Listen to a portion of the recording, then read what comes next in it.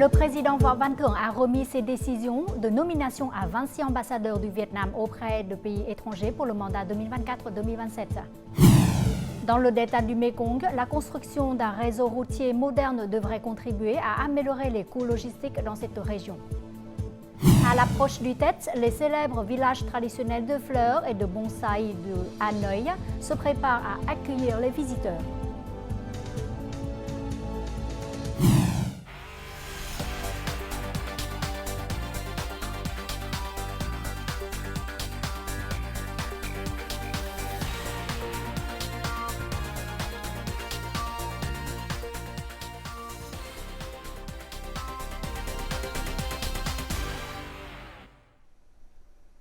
Mesdames et messieurs, bonjour. Merci d'être avec nous dans cette nouvelle édition du Journal francophone. Le président de la République, Võ Văn Thưởng, a annoncé ce mardi 9 janvier la nomination des ambassadeurs et des chefs de représentation diplomatique du Vietnam à l'étranger pour le mandat 2024-2027. Le chef de l'État a encouragé les diplomates à intensifier les échanges économiques et culturels entre le Vietnam et leur pays d'accueil. Il est crucial de comprendre la situation locale afin de conseiller l'État sur les mesures de coopération appropriées. Par ailleurs, ils ont pour mission de faciliter l'intégration des ressortissants vietnamiens et de leur offrir des mesures de protection si nécessaire. De leur côté, les ambassadeurs ont exprimé leur honneur d'assumer leurs fonctions dans le contexte de position et de prestige croissant du pays sur la scène internationale. Ils se sont engagés à mettre en œuvre la politique étrangère de l'indépendance, d'autonomie, de diversification, de multilatéralisme et le style de diplomatie du bambou, contribuant à la défense et au développement du pays. Cet après-midi, le Premier ministre Phạm Minh Chính a assisté à la conférence visant à déployer le plan de production et d'affaires en 2024 dans la Compagnie générale des chemins de fer du Vietnam. Avant la conférence, le Premier ministre a visité la gare de Hanoï où il a discuté et écouté les opinions des fonctionnaires et des ouvriers de la gare ainsi que des passagers. Le chef du gouvernement a hautement apprécié les innovations, la créativité, les progrès et les résultats importants obtenus par la Compagnie générale des chemins de fer du Vietnam en 2023. Il a souligné la nécessité d'adopter une nouvelle vision stratégique pour un développement révolutionnaire de l'industrie ferroviaire, conformément à la résolution du 13e congrès du parti et de la résolution du Politburo sur le développement du système ferroviaire à grande vitesse. Concernant les tâches spécifiques, le Premier ministre a demandé à l'industrie ferroviaire de se concentrer sur l'amélioration de l'efficacité opérationnelle et la qualité du service. Rồi tinh giảm biên chế nhưng mà phải nâng cao chất lượng và nhiều. Le Premier ministre a récemment signé et publié la résolution numéro 2 du gouvernement qui décrit les tâches et solutions clés pour améliorer l'environnement des affaires et renforcer la compétitivité nationale en 2024. Le gouvernement souligne que les ministères, les agences centrales et les localités doivent donner la priorité à la réforme et à l'amélioration de l'environnement des affaires.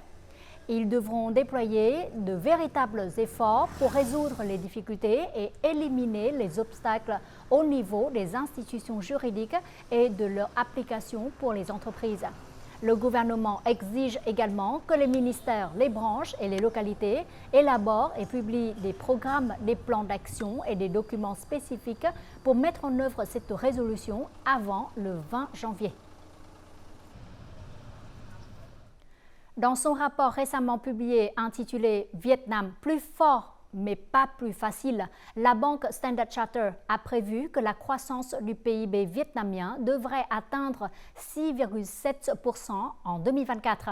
Les experts de Standard Chartered affirment que les perspectives économiques du pays à moyen terme restent prometteuses. Les ventes au détail et la production industrielle sont restées fortes et les importations et exportations commencent à se redresser. Cependant, le commerce électronique n'a pas encore montré de signes évidents de reprise. Face aux inquiétudes suscitées par le retour de l'inflation, Standard Chartered prédit que l'assouplissement monétaire pourrait bientôt prendre fin alors que l'économie vietnamienne est sur la voie de reprise. Pour soutenir sa croissance, le Vietnam doit se concentrer sur le développement des infrastructures et la réduction des émissions de carbone. Selon un nouveau rapport de l'Association vietnamienne de logistique, la surcharge des infrastructures routières est la raison pour laquelle les coûts logistiques dans la région du delta du Mekong représentent jusqu'à 30% du coût total des produits. En effet, un réseau routier pour la période 2021-2030 avec une vision jusqu'en 2050 est prévu avec 6 autoroutes et 1200 km de longueur. Ce projet devrait contribuer à améliorer les coûts logistiques dans cette région. Actuellement, cette entreprise transporte chaque jour environ 15 tonnes de fruits frais vers de nombreuses provinces et villes. L'amélioration des infrastructures routières et autoroutières a contribué à réduire le coût de transport de 5%. Construire un réseau routier pour améliorer la circulation dans la région du delta du Mekong réduira certainement les coûts de transport. Grâce à cela, nous avons des prix plus compétitifs et des revenus accrus. Au cours des 3 dernières années, l'augmentation des investissements dans les infrastructures logistiques a eu un impact positif sur les flux de capitaux d'investissement. En fait, il y a eu un certain nombre de projets d'IDE de haute technologie utilisant les énergies renouvelables au service de la croissance verte qui a choisi le delta du Mekong comme destination pour profiter de leur avantage unique. Désormais, les infrastructures de transport ne constituent plus un obstacle majeur de cette région. Le transport intérieur depuis l'entreprise d'Anzang jusqu'au port de Cát Lái ou Tân Sơn Nhất est raccourci. Les sociétés de transport ne proposent pas de prix unitaires plus élevés. C'est un avantage pour nous.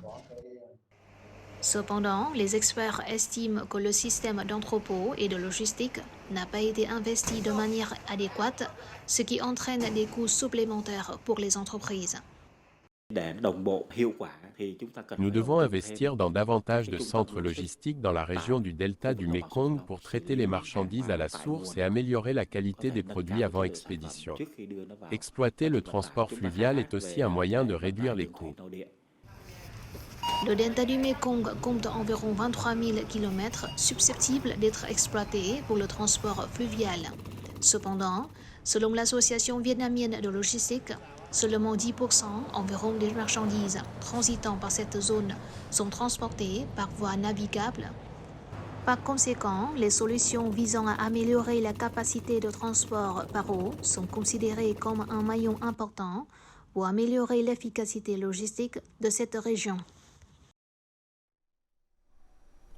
Créé en 1993, le FSC est un système international de certification forestière qui sert à garantir que les bois utilisés sont en conformité avec les procédures de gestion durable des forêts. Les modèles de plantation forestière certifiés FSC démontrent clairement leur efficacité économique car le bois se vend à des prix élevés.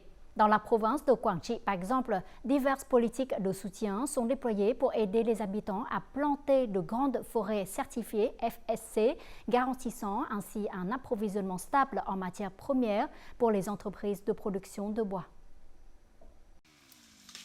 Voici une forêt boisée de 5 hectares appartenant à la famille de Monsieur Thọ dans le district de Vĩnh Linh. Selon lui, planter de grandes forêts de bois d'œuvre est bien plus efficace que planter des forêts avec une récolte sur 5 ans. Après 5 ans de plantation forestière, 100 tonnes de bois peuvent être récoltées. Au bout de 10 ans, un hectare produira 200 tonnes de bois, générant un revenu de 8 200 $ américains. À ce jour, plus de 400 habitants de Quảng Trị sont impliqués dans l'exploitation de grandes forêts de bois certifiées FSC. De plus, 5 unités sont engagées dans la gestion durable des forêts. Dans la province de Quảng Trị, il existe actuellement plus de 50 entreprises actives dans la transformation du bois MDF, du bois stratifié, des copeaux de bois et des granulés énergétiques. Chaque année, ces entreprises achètent environ 10 000 tonnes de bois certifiés FSC auprès d'agriculteurs et de producteurs forestiers. L'entreprise achète le bois certifié FSC à un prix 25% supérieur au prix du marché. La province de Guangxi a élaboré des politiques pour soutenir non seulement les entreprises qui investissent dans l'agriculture, mais aussi les agriculteurs et les coopératives. En conséquence, ils peuvent produire des produits ligneux de qualité éligibles à l'exportation. La province de Guangxi vise une production annuelle d'1 million de mètres cubes de boissier d'ici 2025. La province cherche à établir une chaîne de valeur durable reliant la plantation, la transformation et la distribution des produits en bois. Notre journal continue avec les taux de change et l'indice de la bourse du Vietnam.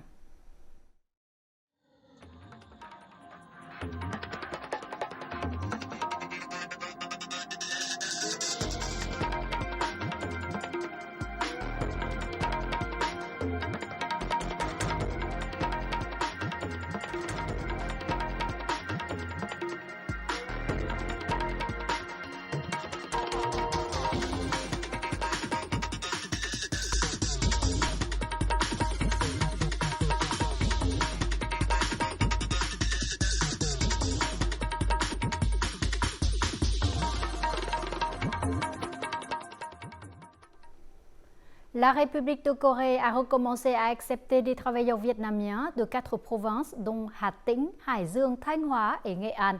Les travailleurs dont le recrutement a été temporairement suspendu pourront participer au premier examen de sélection pour se rendre en République de Corée en 2024 dans le cadre du programme EPS, à l'exception des secteurs de l'agriculture et de la pêche. La République de Corée doit recruter 15 400 personnes pour travailler dans 5 domaines en 2024. Cependant, les travailleurs dont les proches résident illégalement en République de Corée ne pourront pas participer à ce programme. Le nouvel an lunaire arrive dans un mois. De nombreux travailleurs s'inquiètent de leur prime du TET, surtout si l'on considère les défis de 2023. C'est pour cette raison que plusieurs d'entre eux effectuent des quarts de travail supplémentaires dans l'espoir d'augmenter leurs revenus. Tout de suite, état de lieu dans le parc industriel de Vân Trung, du district de Viet Yên de la province de Bắc Giang, au nord. Originaire de Tuyên Quang, Tuấn a déménagé à Bắc Giang pour travailler dans une entreprise issue d'idées spécialisées dans la fabrication des composants électroniques. Il vit dans le dortoir de l'entreprise sans payer de loyer. À l'approche du Tết, Tuấn fait avec enthousiasme des heures supplémentaires, car cela fournit un revenu supplémentaire à sa famille. La charge de travail accrue de l'entreprise exige davantage d'heures supplémentaires, ce qui se traduit par une amélioration de nos revenus. Cela permet de soutenir nos parents et d'acheter de beaux vêtements à nos enfants. Tout le monde attend avec impatience la prime du thé afin que nous puissions avoir un thé heureux. Après une année de travail acharné, chaque travailleur attend avec impatience les résultats. Malgré les défis rencontrés en 2023, cette entreprise a enregistré une croissance positive, ce qui lui permet d'améliorer le régime de rémunération pour ses travailleurs. Nous allons organiser des bus pour ramener les travailleurs dans leur ville natale pour les vacances du thé traditionnelles. Nous aurons également de nouveaux régimes de soutien et de rémunération en 2024. En 2024, les travailleurs de Bắc Giang ont reçu une prime moyenne du Tết d'environ 6,7 millions de dong par personne. La prime la plus élevée, environ 146 millions de dong, a été accordée par les entreprises à capitaux étrangers, tandis que la prime la plus faible était de 100 000 dong par personne. Le syndicat provincial organisera des événements festifs pour le thé, ainsi que le marché à 0 dong. De plus, nous distribuerons 8 000 cadeaux, d'une valeur de plus de 500 000 dong chacun, aux travailleurs confrontés à des circonstances difficiles. Jusqu'à présent, 311 entreprises à Bắc Giang ont le plan d'accorder des primes du Tết à près de 179 000 salariés. À l'approche du Tết, les célèbres villages traditionnels de fleurs et de bonsaï de Hanoï se préparent à accueillir les visiteurs. Ces grands jardins offrent une variété de plantes, notamment des fleurs de pêcher, des fleurs d'abricotier et des kumquats. Les résidents sont actuellement occupés à entretenir leurs arbres dans les dernières étapes, dans l'espoir que leurs fleurs et bonsaïs se vendront bien avant les vacances du Tết. Tứ Liên est l'un des plus grands villages de kumquat de Hanoi. Avec le réchauffement climatique cette année, un grand nombre de kumquats produisent de bons fruits. Plus le Tết approche, plus les propriétaires de jardins comme M. Huy sont occupés. Il a soigneusement arrosé et taillé les kumquats pour s'assurer qu'ils poussent bien. Jusqu'à présent, j'ai vendu plus de 30% des kumquats de mon jardin. La plupart d'entre eux ont été vendus ou loués. Les kumquats ont besoin d'engrais tout au long de l'année. C'est pourquoi je dois toujours en prendre bien soin. Chaque fois que le Tết approche, la famille de Linh est venue ici pour acheter des kumquats pour décorer la maison. Cette année, les agriculteurs ont adopté de nouvelles techniques pour rehausser la beauté de leur culture. Les troncs des kumquats sont courbés avec diverses formes. En plus de vendre des kumquats, ils vendent également des figuiers en grappe, des papayers et des chrysanthèmes.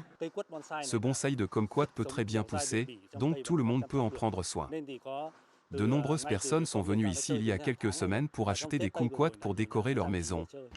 Le village de Nhật Tân est bondé de monde ces jours-ci.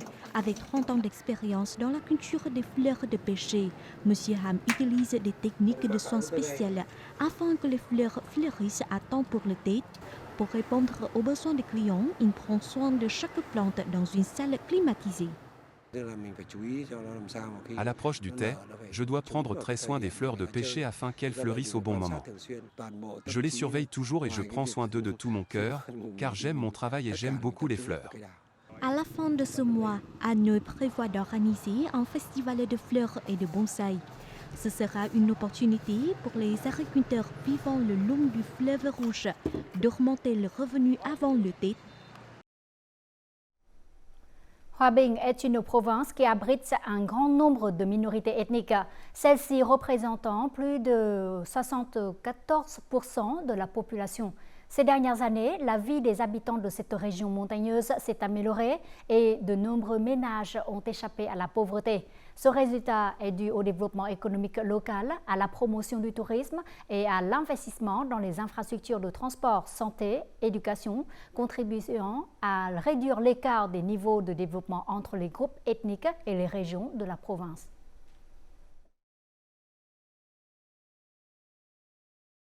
Hang Kia et Pa Co sont deux communes montagneuses du district de Mai Châu. Ces dernières années, Lenny Mong est progressivement sorti de la pauvreté grâce à des politiques de développement socio-économique. Cette localité a promu le projet d'achèvement des voies de circulation intervillages et intercommunales reliant la route nationale 6. Avec ces routes, les gens peuvent développer le tourisme communautaire.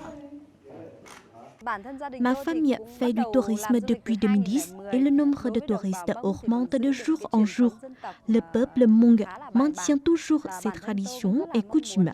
J'espère davantage de gens viendront ici, partageront l'histoire de Hang Kia et créeront des emplois pour les habitants. Assurer un soutien éducatif et un soutien sanitaire aux minorités ethniques sont deux axes des politiques de Hòa Bình. Actuellement, cette province compte 13 internats ethniques avec plus de 3800 élèves inscrits. 92% des personnes bénéficient d'une assurance maladie. Les élèves des internats bénéficient de la garantie des politiques du parti et de l'État conformément au règlement du ministère de l'Éducation et du ministère des Finances. Grâce à cette politique, de nombreux élèves en situation difficile peuvent toujours aller à l'école. Ils ont aussi obtenu les félicitations et ont réussi les examens d'entrée à l'université. Le personnel médical propage et mobilise directement les gens pour prendre soin de leur santé. Depuis 2015, les minorités ethniques ont reçu des cartes d'assurance maladie. Les gens ici font confiance au poste de santé de la commune de Bac Phong pour les soins d'urgence et les examens médicaux. Après une période de mise en œuvre, de nombreuses politiques d'investissement de Hòa Bình ont été efficaces, créant une motivation pour le développement des zones montagneuses. Nous continuons d'accorder notre soutien aux bénéficiaires. Ainsi, le revenu par habitant a augmenté et le taux de pauvreté a diminué.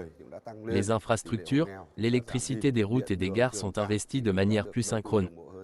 En 2024, la province de Hòa Bình vise à mettre en œuvre des politiques visant à soutenir les pauvres, à améliorer la qualité des ressources humaines et à former des fonctionnaires pour les zones difficiles.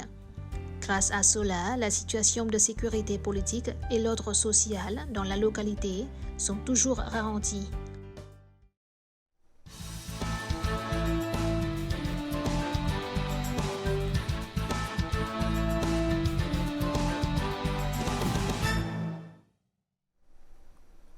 Avez-vous déjà admiré la beauté de Hanoï au coucher du soleil?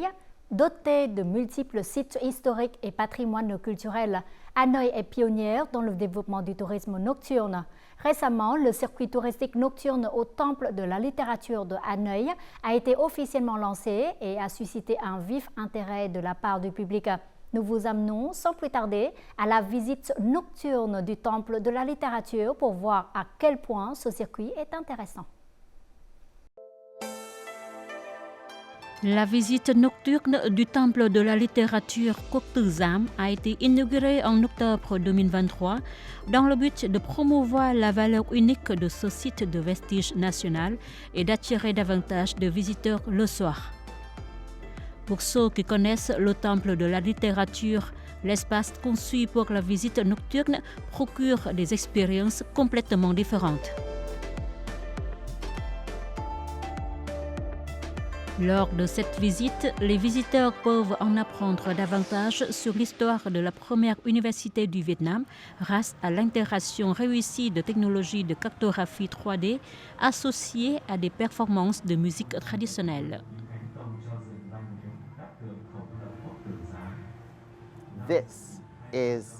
Voici un casque que vous pouvez connecter à une nouvelle technologie moderne qui est la tortue AI.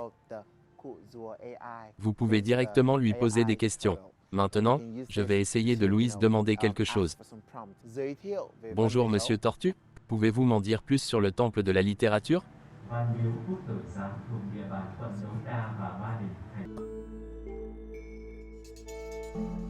Le Temple de la littérature de Hanoï, également connu sous le nom de Văn Miếu Quốc Tử Giám, est l'un des monuments historiques et culturels les plus impressionnants et les plus importants du Vietnam. Il a été construit en 1070 comme première université nationale du Vietnam. Le temple symbolise également le respect du peuple vietnamien pour l'éducation et la littérature, ainsi que son aspiration à l'excellence morale et à la prospérité nationale. L'utilisation de nouvelles technologies apporte de nouvelles sensations et permet aux touristes de mieux comprendre les valeurs culturelles et patrimoniales de Thăng Long, Hanoï.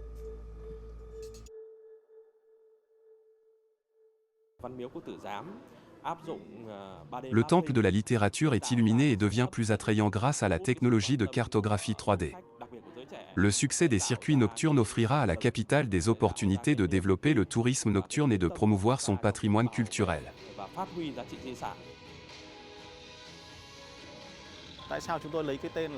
Le nom Tinoa Daoc, essence du taoïsme, recouvre trois valeurs principales, la longue tradition vietnamienne d'études, la gratitude et le respect envers les enseignants, et l'idéologie de l'utilisation des talents.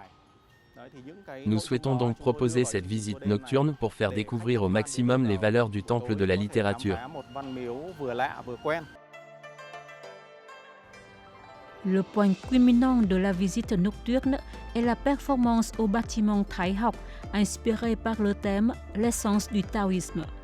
Le spectacle utilise des systèmes d'éclairage et une technologie de cartographie 3D reconstituant l'histoire du confucianisme et de la première université du Vietnam.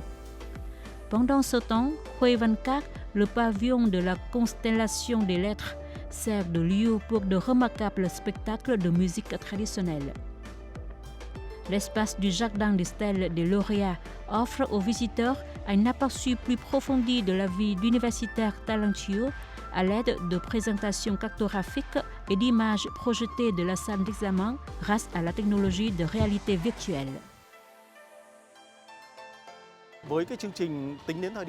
Ce programme n'est que le début de notre projet de visite nocturne. Pour nous, il ne s'agit pas seulement d'un événement, mais un produit culturel durable. Et pour garder la vitalité du projet, nous avons une vision à long terme.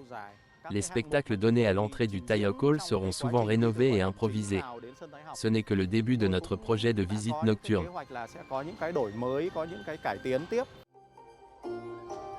De nombreuses agences de voyage ont inclus les visites nocturnes dans leur programme et itinéraire, attirant nombre de touristes nationaux et internationaux.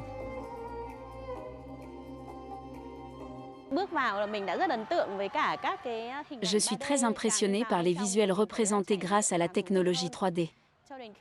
La cartographie 3D est incroyable et a dépassé mes attentes. Les effets visuels et sonores sont au rendez-vous. Je suis très satisfaite de cette visite nocturne et je la recommanderai certainement à d'autres. Après une longue journée de travail, se plonger dans une atmosphère comme celle-ci est également très relaxant et plein de sens. Cela fait longtemps que je n'ai pas visité le temple de la littérature. C'est encore plus spécial cette fois-ci puisqu'il fait nuit et que j'ai pu profiter de la technologie 3D. C'est formidable et je suis fier que le Vietnam se mette à jour avec les dernières technologies. Le temple de la littérature est ouvert aux visiteurs en soirée de 19h à 22h tous les mercredis, samedis et dimanches. C'est le 4e circuit nocturne à Hanoï, après ceux à la maison centrale de Hoa Lo, à l'ancienne cité impériale de Thăng Long et au musée de la littérature du Vietnam. En fin du journal, voyons tout de suite les prévisions météo.